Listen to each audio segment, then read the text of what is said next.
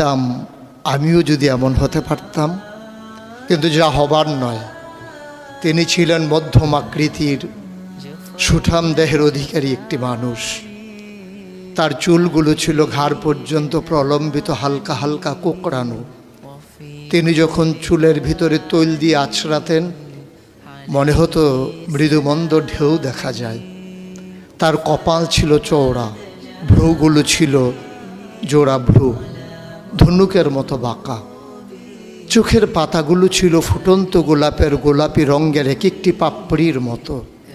তিনি কখনো বা যখন চোখের পলক ফেলতেন, মনে হতো মৃদুমন্দ বাতাসে গোলাপ পাপড়ি যেন দোল খাচ্ছে।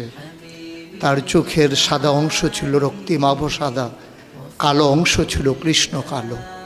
তার নাকটা ছিল খাড়া, নাকের ছিদ্রগুলো ছিল ছোট ছোট। নাকের নিচে ছিল সরু চিকন গোঁফ, গোঁফের নিচেই সেই গোলাপি রঙের ঠোঁট। তার ঠোঁটগুলো যখনও কখনো বা মুচকে হাসত, গোটা পৃথিবীর মানুষ অবাক বিস্ময়ে দেখত গোটা পৃথিবীতে যেন বিজলি চমকিয়েছে। তিনি কখনো বা যখন এই রাস্তা দিয়ে হেঁটে যেতেন, 1 মাস পরেও কখনো যখন সাহাবা হাঁটতেন, তার গায়ের জান্নাতি গন্ধ তারা পেতেন।